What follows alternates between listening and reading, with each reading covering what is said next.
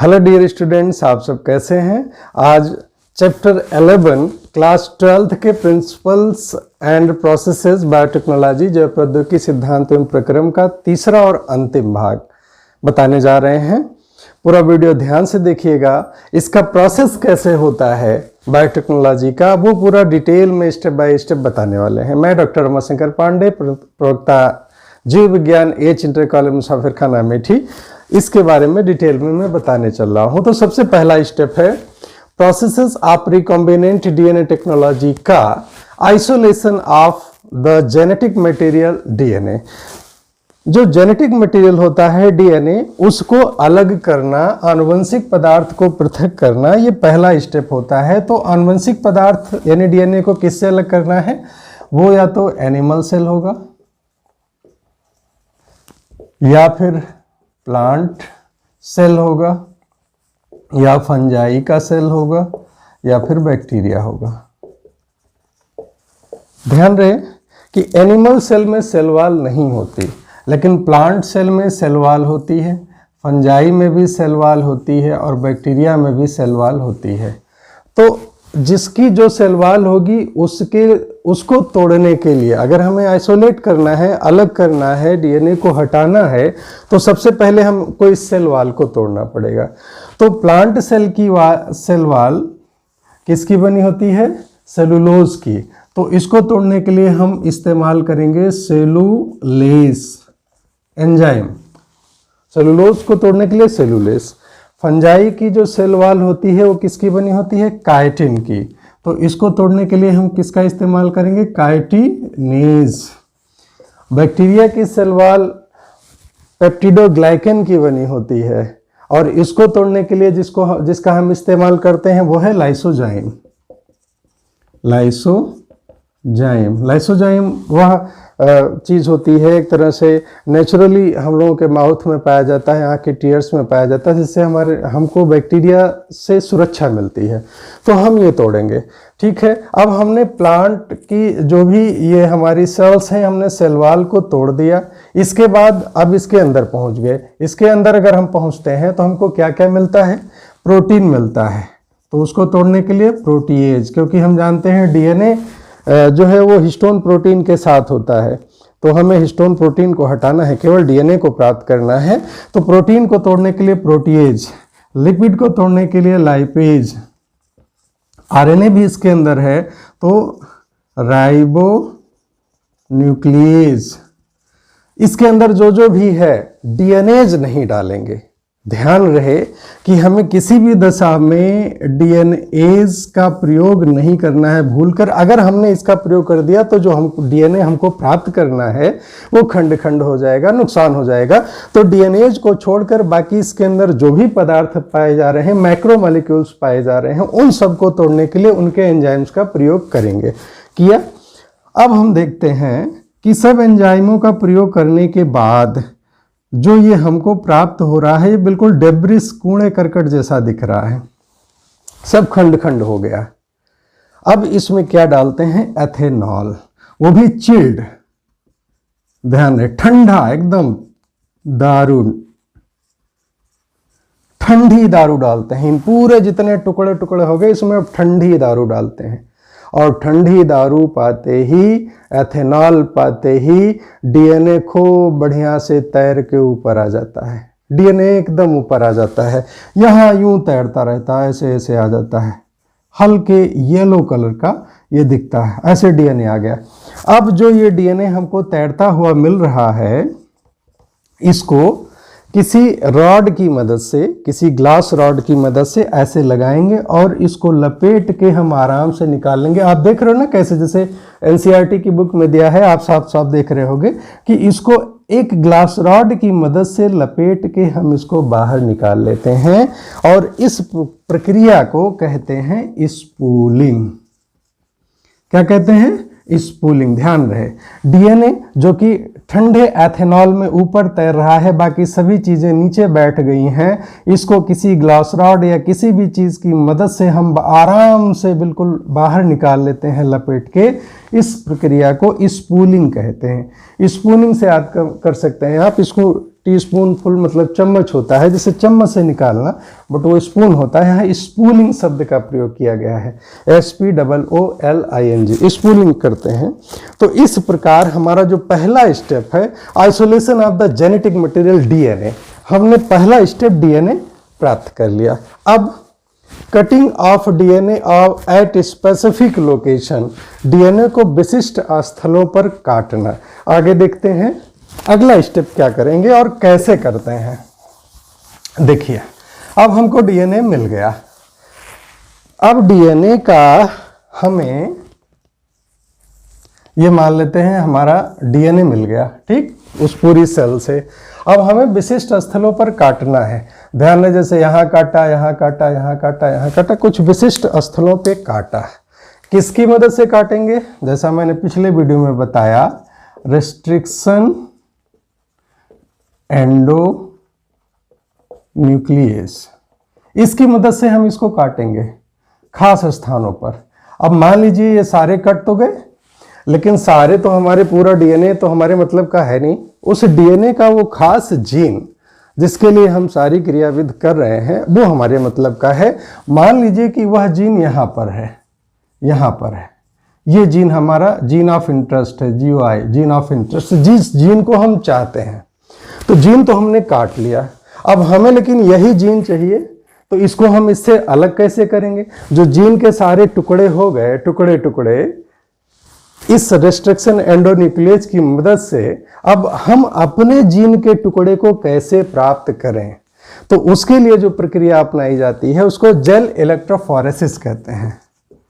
Gel electrophoresis ये कहा जाता है। ये बड़ा इंपॉर्टेंट है, इसको मैं बताता हूं कैसे ये क्रिया की जाती है। देखिए क्या करते हैं, एक जेल लेते हैं, इस जेल का नाम है एगेरोज जेल, एगेरोज जेल। एक ये सीवीड से बनाते हैं, एक समुद्री घास कह लीजिए, जेलेडियम ग्रासिलेरिया, उससे ये तैयार किया जाता है एगेरोज जेल।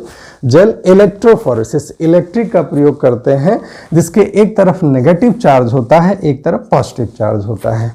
ध्यान रहे DNA खुद नेगेटिवली चार्ज होता है, और जिधर ये नेगेटिव चार्ज होता है इसी तरफ हम यहाँ पर कुछ वेल्स, इसको DNA वेल कहा जाता है, DNA का कुआं, DNA वेल मतलब DNA का कुआं। इसमें जो ये टुकड़े प्राप्त हुए हैं, इन टुकड़ों को हम यहाँ पर भर देते हैं इन चीज़ों में, इस वेल्स में। आफ्टर दैट कुछ समय बाद हम देखते हैं कि विद्युत प्रवाहन के कारण ये नेगेटिव होता है, ये पॉजिटिव होता है, तो नेगेटिव से पॉजिटिव की तरफ DNA चलते हैं। तो कुछ यहाँ मिलते हैं, कुछ यहाँ मिलते हैं, कुछ यहाँ, कुछ यहाँ मिलते हैं। इस तरह से DNA हमको, DNA के इस वो प्राप्त होते हैं। इनका जो मूवमेंट है ये इस बात पे आधारित होता है, जो बड़े टुकड़े होते हैं वे ज़्यादा नहीं जा पाते, जो छोटे टुकड़े होते हैं वो ज़्यादा दूर तक गति करते हैं। आप स्वाभाविक रूप से माने जिनका शरीर हल्का होता है, ये दलदल एक तरह से है, वही दूर तक भाग पाता है। तो हमारे DNA के टुकड़े जो बड़े होते हैं वो ज़्यादा दूर तक नहीं जा पाते। इसकी नंबरिंग की जाती है, 1 2 3 4 5 6 7 8 ऐसे नंबरिंग की जाती है इसकी। हमको पता है कि जो हमारा जीन ऑफ इंटरेस्ट है वो कहाँ हमको मिलेगा। तो हमने देखा कि वो जीन ऑफ इंटरेस्ट हमको यहाँ मिल गया, इस जगह पे। लेकिन अभी ध्यान रहे, अभी हमको दिख नहीं रहा है। जो DNA होता है वो हमको दिखाई नहीं पड़ता ऐसे। तो क्या करते हैं, इसको हम एथिडियम ब्रोमाइड से स्टेन करते हैं। किससे करते हैं? Ethidium bromide. ये ध्यान रखिएगा, ये नाम याद रखिएगा, एथिडियम ब्रोमाइड। इसी से हम स्टेन करते हैं। अभी भी नहीं दिखेगा ये, तो क्या करते हैं, इसको यूवी लैंप से, यहां पर यूवी लैंप यानी कि अल्ट्रावायलेट लैंप से जब देखते हैं तब ये हमको दिखता है। और किस कलर का दिखता है? तो ब्राइट ऑरेंज कलर का दिखता है, चमकीले नारंगी कलर का दिखता है, ब्राइट ऑरेंज कलर का दिखता है। अब हमको ये पता है कि जब हम जेल इलेक्ट्रोफोरेसिस करते हैं तो हमारा जो जीन ऑफ इंटरेस्ट है वो कितनी दूर तक जा सकता है, उसकी लोकेशन क्या हो सकती है, उसका न्यूक्लियोटाइड का क्या क्रम है। ये कई रिसर्चेस के बाद हमको पता चल जाता है कि हमारे मतलब का जो जीन है वो हमको कहाँ मिलेगा। तो हमने आइडेंटिफाई कर लिया कि ये चीज़ हमको यहाँ मिल गया, हमारे मतलब का gene, gene of interest. Gel electrophoresis के बाद इतना सब कुछ करने के बाद एथिडियम ब्रोमाइड से स्टेन करेंगे, यूवी लाइट में जब देखेंगे तो ब्राइट ऑरेंज कलर का हमको ये सारे के सारे दिखेंगे। उसी में हम पहचान लेंगे कि हमारा जो जीन ऑफ इंटरेस्ट है वो यहाँ पर हमको मिल गया।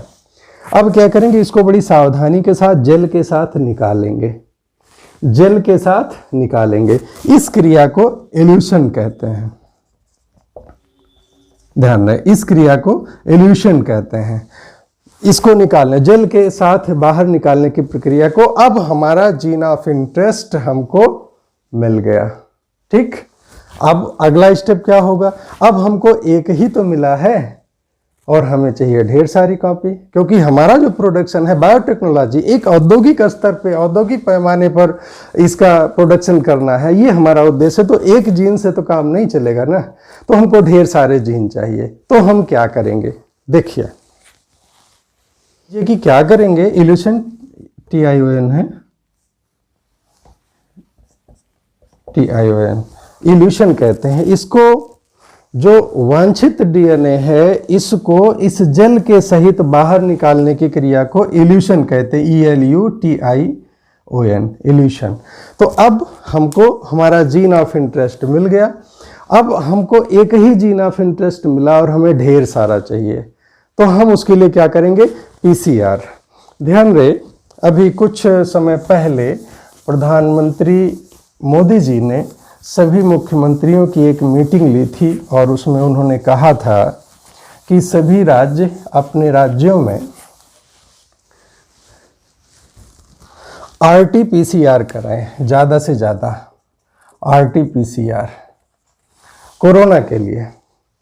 हम जानते हैं कि कोरोना का जो जेनेटिक मटेरियल होता है वो RNA होता है, और RNA रिवर्स ट्रांसक्रिप्शन, RT मतलब रिवर्स ट्रांसक्रिप्शन और PCR मतलब पॉलीमरेज चेन रिएक्शन। ये काम कैसे होता है, पॉलीमरेज चेन रिएक्शन होता कैसे है, ध्यान दीजिए। इसका जो फुल फॉर्म है polymerase chain reaction, PCR। RT-PCR का मतलब होता है रिवर्स ट्रांसक्रिप्शन PCR। PCR होता कैसे है, आइए पहले इसको समझ लें। इसमें क्या क्या चाहिए, पहली बात हमें सेगमेंट ऑफ DNA का एक टुकड़ा चाहिए, जैसे हमको एक टुकड़ा अपना मिल गया। नंबर 2, इसको शुरुआत करना है तो इसके लिए प्राइमर चाहिए, क्योंकि DNA पॉलीमरेज खुद से शुरू कर नहीं सकता, ये आप पहले भी पढ़ा चुके हैं। और दूसरा चाहिए, तीसरी चीज़ DNA पॉलीमरेज। ये जो DNA पॉलीमरेज होता है ये खास होता है, इसका नाम है टैक पॉलीमरेज। टैक पॉलीमरेज इसको इसलिए कहा जाता है क्योंकि जिससे ये प्राप्त होता है उसका नाम है थर्मस एक्वेटिकस। थर्मस एक्वेटिकस एक बैक्टीरिया है,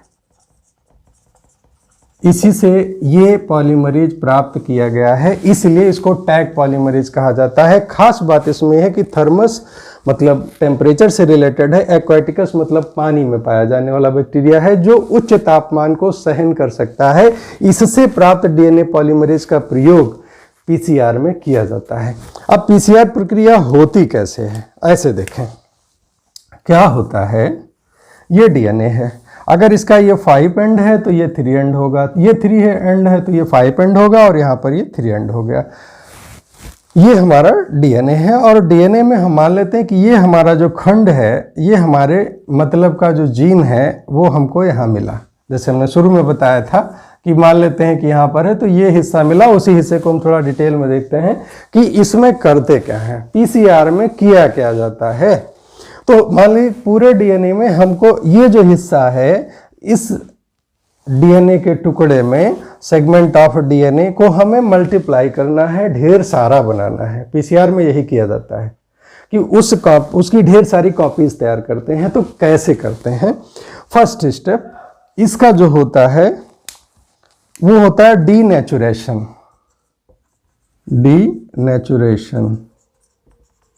डीनेचुरेशन लगभग 95 डिग्री सेल्सियस पे किया जाता है डीनेचुरेशन।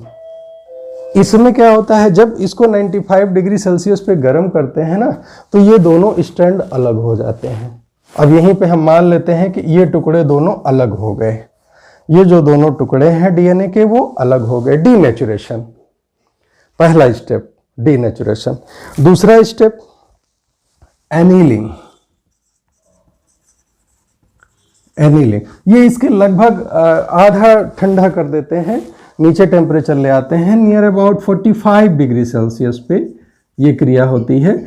45 डिग्री सेल्सियस पे इसमें क्या होता है कि एनेलिंग की प्रोसेस में जो प्राइमर्स होते हैं, डीएनए के जो टुकड़े होते हैं, वे 3 एंड पे लग जाते हैं। यहाँ पर ये 3 एंड पे लग गए, ये यहाँ पर 3 एंड पे लग गए। ये कौन है? ये प्राइमर्स हैं। डीएनए पॉलीमरेज की खास बात होती है, बिना प्राइमर के स्वतंत्र रूप से इस पॉलीमराइजेशन प्रक्रिया को आगे बढ़ा नहीं सकते। ये डीएनए पॉलीमरेज की डिमेरिट कह सकते हैं या कह सकते हैं वो अच्छाई भी है। स्वतंत्र रूप से ये नहीं कर सकते। तो जो प्राइमर यहाँ पे जुड़ गए 3 एंड पे, तब इसके बाद यहीं पर जुड़ जाता है हमारा कौन? DNA polymerase. कौन वाला? Tag polymerase. डीएनए पॉलीमरेज यहाँ पे जुड़ गया, और जुड़ने के बाद यह इस दिशा में और यह इस दिशा में पॉलीमराइजेशन क्रिया करता है, और यहाँ पर एक पूरा स्ट्रैंड ये तैयार हो जाता है। तो इस प्रक्रिया को कहते हैं एक्सटेंशन। क्या कहते हैं? नंबर 3, नंबर 2 ये, नंबर 1 ये एक्सटेंशन।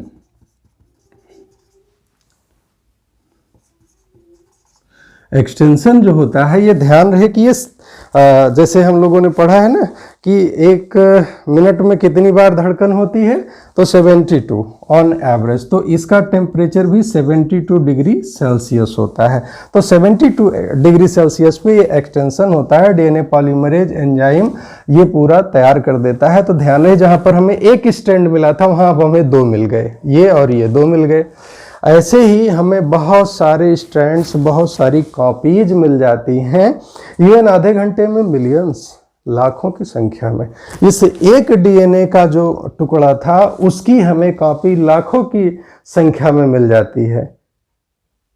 मुलिस साहब ने 1985 में इसकी खोज की थी, और ये बड़े काम का है, बहुत ही काम का है। कई सारे डायग्नोसिस में भी ये मददगार होता है। तो इस तरह से पीसीआर की क्रिया संपन्न होती है। हमें ढेर सारे जीन, ढेर सारे वांछित डीएनए प्राप्त हो गए।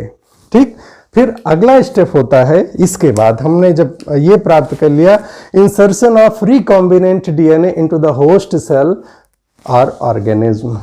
जो पुनर्योगज डीएनए है, इसको परपोषी कोशिका में या जीव में निवेशन करना। डीएनए हमको मिल गया। अब इस डीएनए को अगर हमें प्लाज्मिड में लगाना है, तो हम डीएनए लाइगेज की मदद से उसको प्लाज्मिड में जोड़ेंगे और बैक्टीरिया में डाल देंगे। प्लांट सेल में डालना है तो जैसा मैंने पीछे वीडियो में बताया, बम्बार्डमेंट करके डालते हैं, गोल्ड और टंगस्टन द्वारा कोट करके, या फिर माइक्रो इंजेक्शन द्वारा एनिमल सेल में डालते हैं।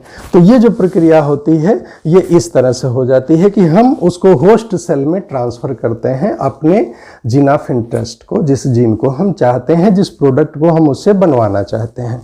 Then obtaining the foreign gene product, बाहरी जीन उत्पाद को प्राप्त करना। अब हमको बड़े पैमाने पर प्राप्त करना है। जैसे हम मान लीजिए बैक्टीरिया में उसको डाल दिए, ठीक है।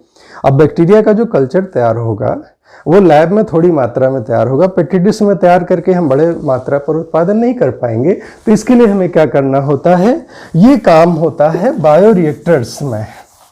इस काम को हम बायोरिएक्टर्स में करते हैं। बायोरिएक्टर्स क्या हैं? बड़े बड़े वेसल्स हैं, बड़े बड़े कंटेनर हैं कह लीजिए, जिसमें 100 से 1000 लीटर तक के होते हैं, और जिनकी खास बात ये होती है कि हम उसमें जो उसका पीएच है, यहां पर 2 होता है, ये सिंपल स्टेट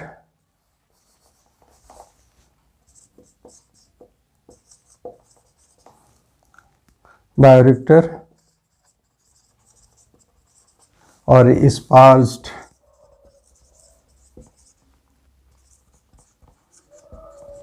स्टर्ड बायोरिएक्टर। क्या होता है, इसमें 2 तरह के बायोरिएक्टर्स यूज होते हैं। मोस्टली स्टर्ड मतलब जिसमें घुमाने की सुविधा हो, वे सारे होते हैं। इसका थोड़ा सा जो किनारा है ये गोल होता है, ऊपर भी गोल होता है, यहाँ पर मोटर लगा रहता है ऊपर, और यहाँ पर ये ब्लेड्स बहुत सारी लगी रहती हैं।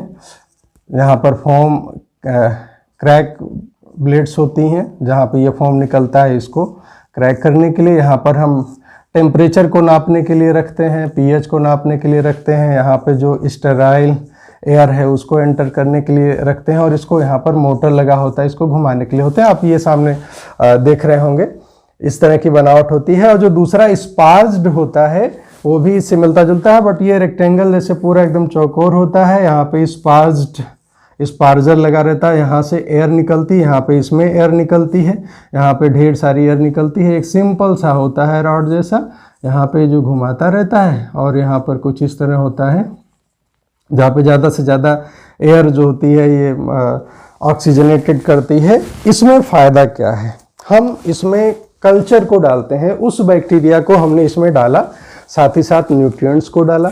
अब जब न्यूट्रिएंट्स उसको प्रचुर मात्रा में मिल रहे हैं, हमको पता है कि बैक्टीरिया को खाने में क्या पसंद है, जो उसको पसंद है वही ढेर सारी मात्रा में डाला।